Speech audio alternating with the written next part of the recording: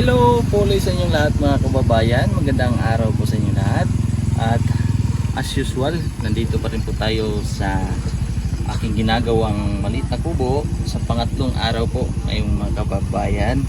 So ngayon ay tatanggalin ko na po itong mga sobra-sobrang mga kahoy. Tapos magpapapo po ako dito sa tabla para po sa sahig. Tapos kung kaya po ay lalagyan po na ito ng kahoy dito para sa bubong. Yan. At samahan po ninyo kami ni Mrs. ngayong araw mga kababayan. Kasi yan pong puso ng saging na yan, gagawin namin na torta para po sa pananghalian. Di ba maklaro? Asa naman to? Klaro?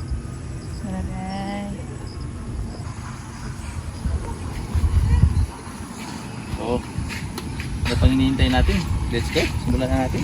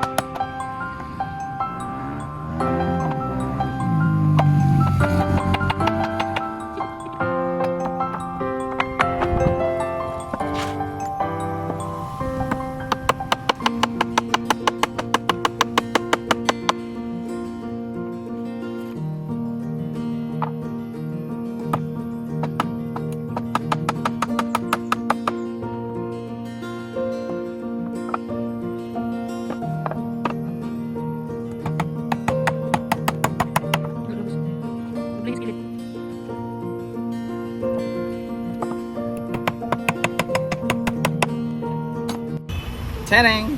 At yan po mga kababayan. At ang oras po ngayon ay alas 12. Kaalaw na. So, kakain po muna kami ni Mrs. Yung puso na yan mga kababayan, mamaya na lang yan lulutuin. Kukunin ko na lang yan. Kasi langanin na po sa oras. Tapos, dito kami mga kakain ni Mrs. para malamig, maliwalas. Maganda ang simoy ng hangin dito mga kababayan. Napaka-relaxing. So, mamaya ulit. Hello, kain po tayo mga kababayan. Let's eat. Naway, kutsara. Kaso wala kami kutsara. Hindi kami nakadala ng kutsara. So, ang gagawin namin ay itong gagawin namin kutsara. Ito.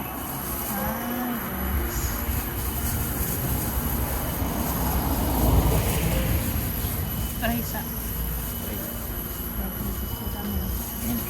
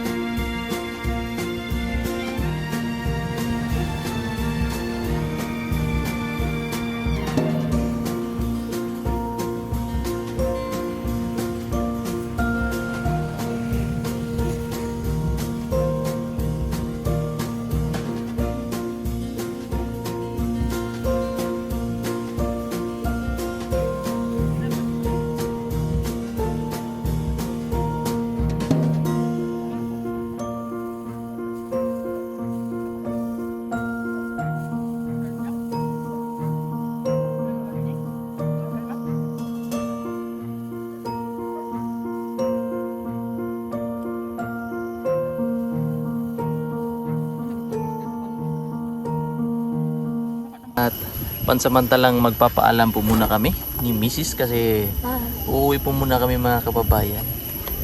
May importanteng lalakarin kami kasi yung gulong ng motor namin pudpud na sa harap. At may biyahe kami bukas ng madaling araw papuntang Zamboanga.